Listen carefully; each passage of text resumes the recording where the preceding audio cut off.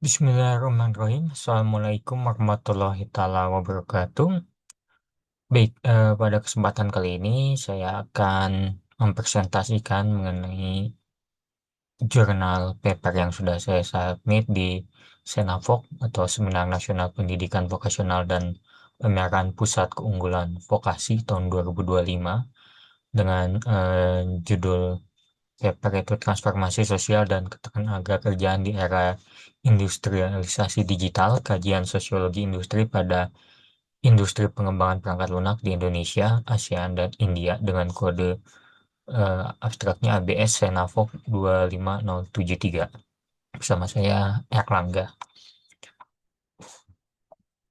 Yang pertama saya akan menjelaskan terkait dengan latar belakang.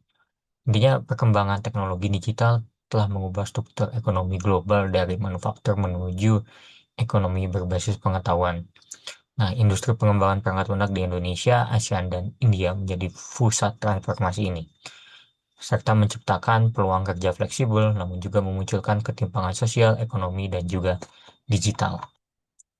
Nah, berdasarkan latar belakang tersebut, rumusan masalah yaitu bagaimana industri pengembangan perangkat lunak di Indonesia menjawab isu mengenai diversity and inclusion, sustainability and climate, focus on employee, dan juga teknologi. Nah, bagaimana perbandingan dengan negara ASEAN dan India dalam menjawab isu tersebut?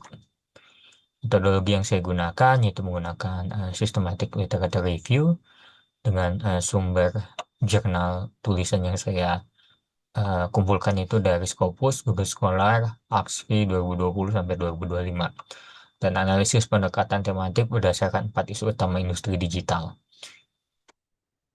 Yang pertama saya bahas mengenai isu diversity dan inclusion. Nah, intinya di diversity dan inclusion ini membahas mengenai representasi perempuan dan kelompok minoritas di industri perangkat lunak yang masih rendah.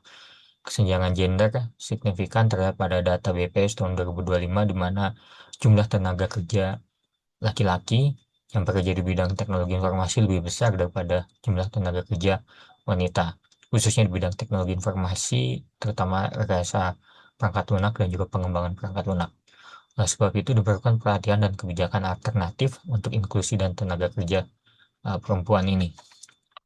Terkait dengan isu sustainability dan climate, industri perangkat lunak menghasilkan jejak karbon digital dari pusat data atau cloud computing yang sangat tinggi dengan teknologi yang masif membutuhkan sumber energi yang tinggi. Oleh sebab itu diperlukan penerapan green software engineering untuk efisiensi energi dan keberlanjutan lingkungan.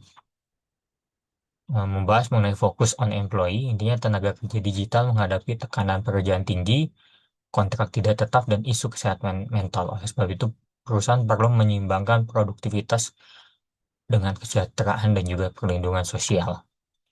Yang terakhir, menjawab isu teknologi, kemajuan kecerdasan artifisial, dan otomatisasi ini mengubah struktur kerja dan penciptaan jurang keterampilan digital yang semakin tinggi. Jadi perlu strategi pendidikan vokasi dan pelatihan seumur hidup agar transformasi digital ini uh, lebih inklusif. Hasil dan diskusi, jadi intinya transformasi digital mendorong pertumbuhan ekonomi, namun juga memunculkan ketimpangan baru. Yang 4 isu itu terkait dengan diversity and inclusion, sustainability, employee, dan teknologi menunjukkan hubungan erat antara inovasi teknologi dan juga keadilan sosial. Kesimpulan dan saran, transformasi digital harus berorientasi pada keseimbangan antara efisiensi teknologi, keadilan sosial, dan juga keberlanjutan lingkungan. Saran intinya kebijakan inklusi digital, terapkan green software engineering, perlindungan pekerja digital, kolaborasi industri dan akademis, dan pendekatan etika dalam adopsi teknologi. Itu saja materi yang bisa saya sampaikan untuk presentasi kali ini. Akhir kata saya ucapkan wabillahi taufiq wal hidayah. Wassalamualaikum warahmatullahi taala wabarakatuh.